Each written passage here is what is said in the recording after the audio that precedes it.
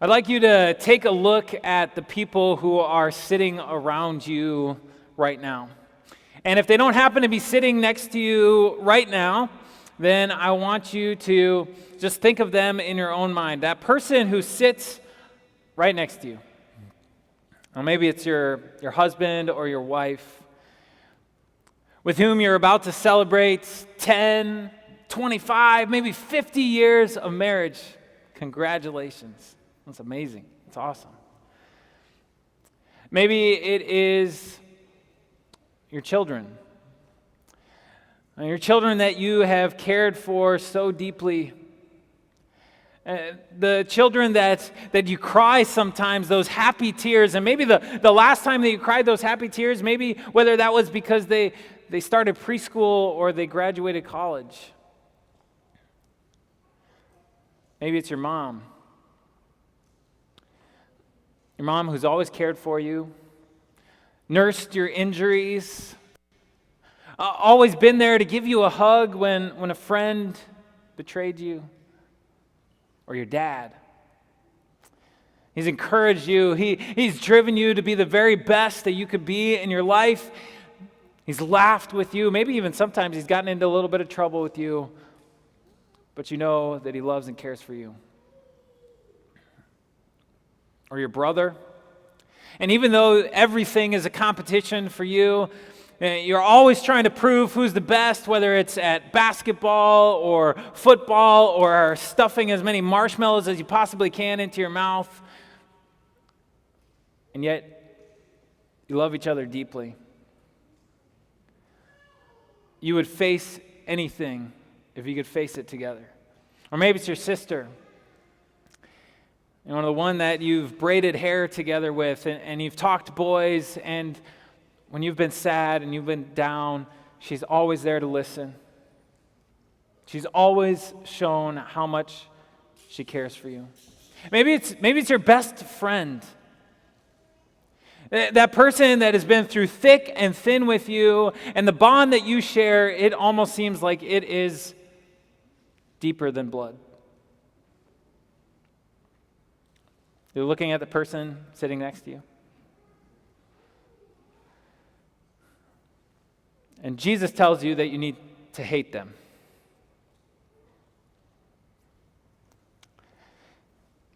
Look at Luke chapter 14, verse 26. It says, "If anyone comes to me and does not hate father and mother, wife and children, brothers and sisters, yes, even their own life, such a person cannot be my disciple." To love him, you need to hate them. And before you get up and you walk out the doors this morning, before you hit the pause button, you shut this thing down and you don't want to listen to another word of it, I hope and I pray that I still have your attention, because I need to tell you why this is a good thing. When Jesus tells you to hate them so that you can love them better, so that you can love them best. Confused? Right? I know, it's a paradox. It doesn't seem to make any logical sense, but maybe it makes some spiritual sense. And so that's what we're going to talk about this morning. You know, the words that Jesus uses here, they are jolting and jarring. I mean, he did that on purpose because he needed to arrest the full attention of the audience that he was speaking to, and he needed them to understand the cost of following Jesus. See, the cost to follow Jesus is all of your other gods, including your family, including your friends, including those that you love and you care for in this world. Because anything or anyone, including family, from whom you seek love, you seek acceptance, you seek your worth and your value, and you try to find your identity in them instead of God, that's an idol. and it needs to be destroyed. It needs to be thrown down, completely abolished. It cannot sit on the throne of your hearts. See, that's when we need to hate family and friends. We need to hate them as gods. And so whenever our love for them or of them, whenever our love for our parents, our siblings, our family, our dearest friend, whenever that love gets in the way of our love of God, we need to throw it down. We need to cast that idol off the throne of our hearts, and we need to love God first and love God most. And when we love God first and we love God most, then we'll be able to love our family, our friends the best. You know, Jesus uses a strong word, hate, but the Bible is full of strong language that urges us to love our families, right? God's fourth commandment is to honor your father and mother, that it may go well with you.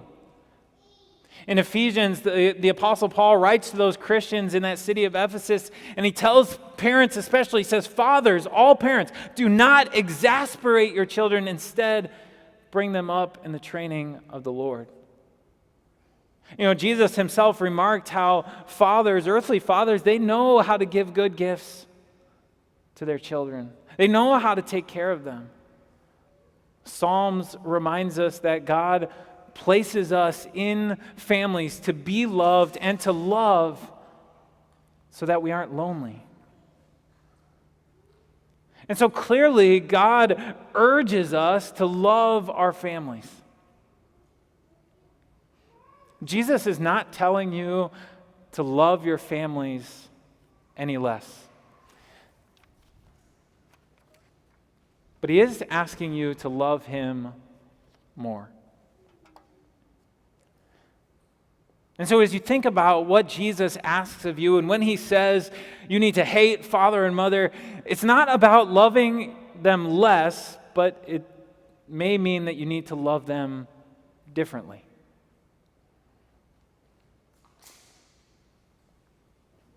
Any of you wear shirts with buttons on them? I do. Almost every day. And have you ever had that time when maybe it was a rush in the morning and you got dressed in the dark and so you couldn't really see, but you needed to get going, and so you grabbed your shirt, you threw it on, you buttoned it up, you ran out the door, and it wasn't until about noon when you finally looked in the mirror and you discovered that you missed that top button. And you misaligned it on your shirt. You put that through the second hole, and so now your entire shirt, it just looks like a whole silly mess, and you've been walking around looking like a fool who can't dress themselves all day long? No, that's just me. Or it can happen to all of us. It can happen to us when we get our loves out of order. And when we have disordered love in our life, when we don't get that first love right, that love for God, it disrupts all of our other loves. And so I think you can see that as you think about our love that we have for others, whether it's our search for romantic love, whether it's the love that we have in our families. When it gets out of order, it can really get disrupted. It can hurt and harm those other loves. Then once again this week, we realize that these are all good gifts from our God. God gives incredibly good gifts. These are remarkable gifts. But the more remarkable, the more wonderful, the more beautiful a gift from God is, the greater the capacity it has to become an idol in our own hearts.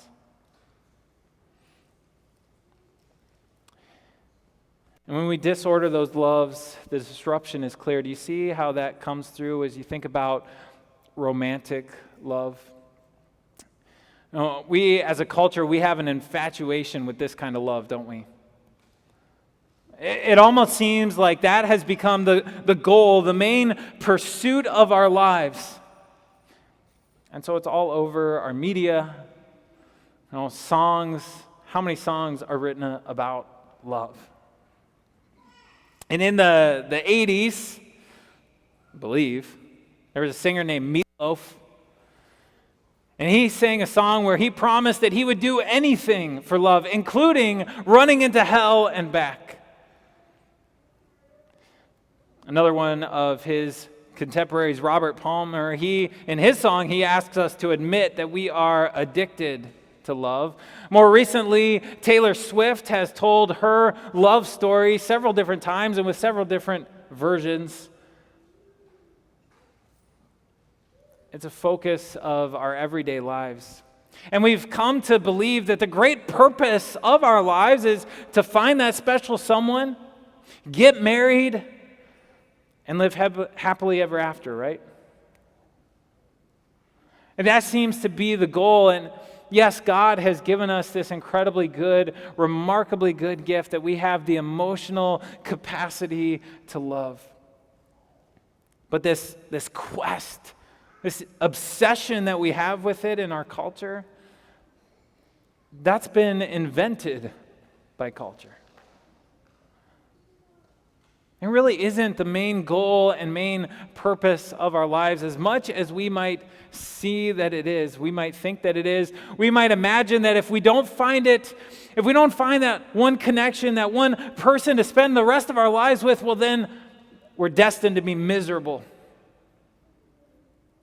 Because Jerry Maguire tells us that we're incomplete without it. But it just simply isn't true. And if we think that way, it brings a lot of dangerous things. Have you recognized some of those dangerous things that it can bring? In the sacrifices that we are willing to make to gain that kind of love? In the abuse that we will allow to continue in our lives and to happen to us because we think, well, we're also getting love? In the way that we look and feel about our children? And as much as this is a modern concept, it's also ancient. And it shows up in the Bible. There's a remarkable account from God's people in Genesis chapter 29. As we heard earlier today, God has a deep focus on the family life of Abraham, and for a very good reason.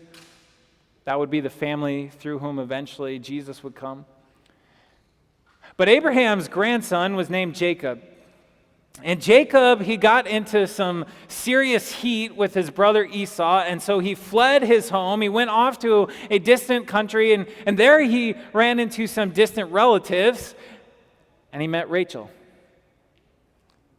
And immediately, he was attracted to her. Immediately, he wanted to marry that girl.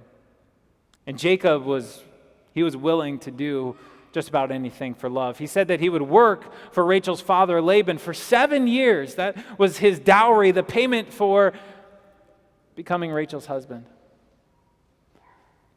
So he sets to work. 7 years pass. Time is up. He's done the work. They're going to have the marriage. They're going to celebrate. They throw a great feast. But you know what? Laban was also willing to do quite a bit in the interest of love, the love that he had for his older daughter, Leah. And so he ensured that Jacob had a great time at his wedding.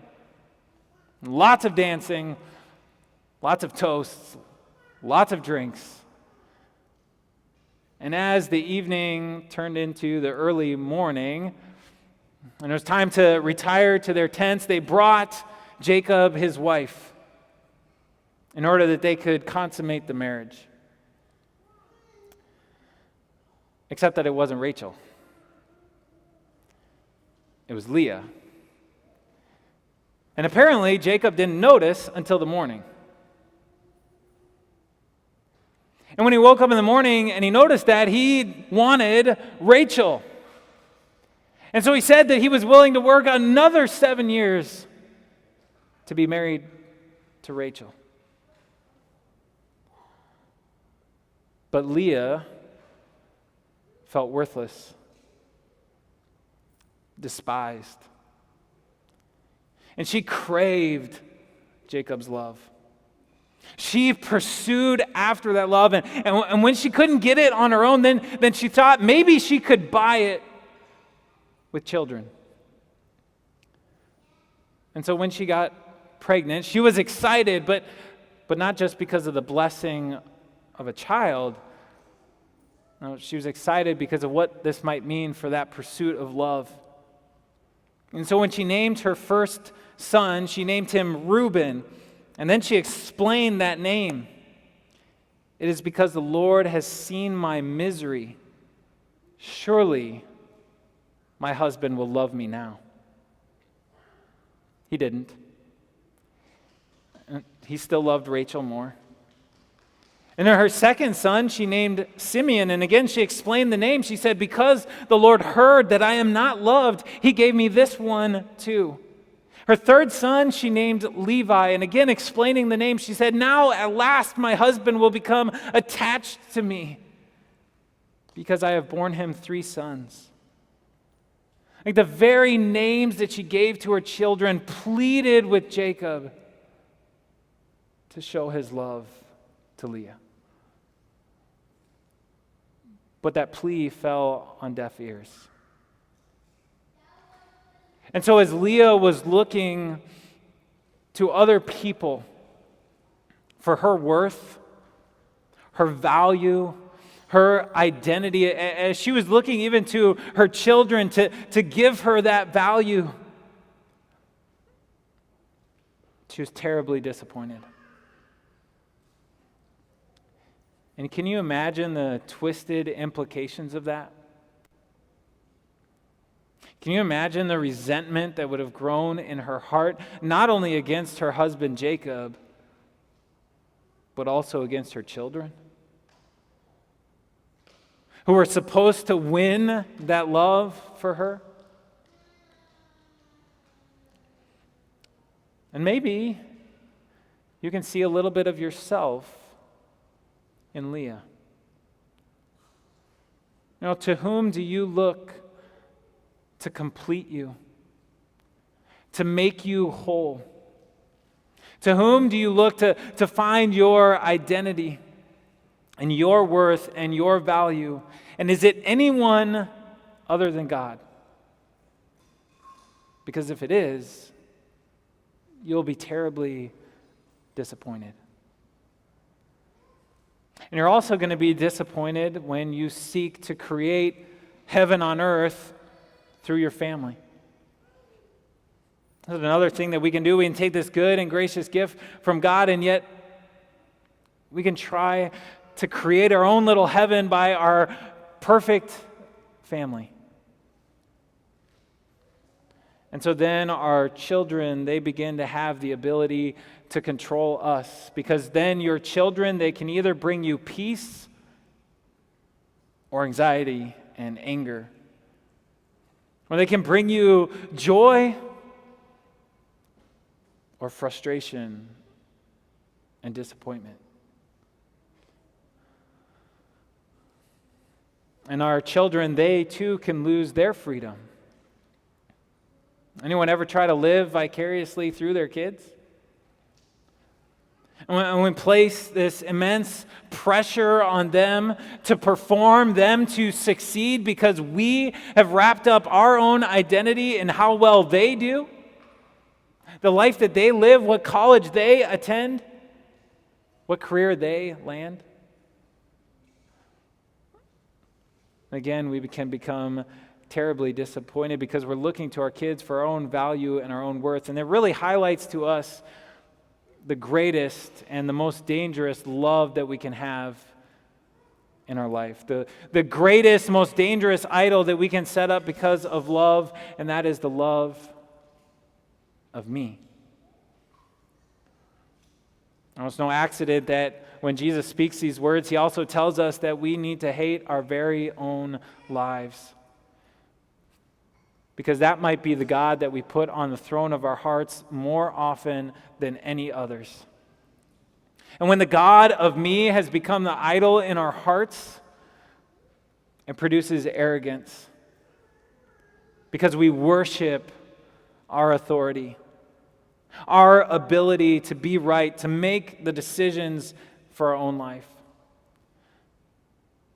But conversely, it also produces insecurity, right? Because if you're God, well, then you cannot be shown to be a failure, to be a sham.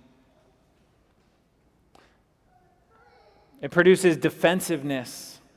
Because when you worship the God of me, then any kind of criticism, whether little or small, even if it's constructive, it feels like a personal attack.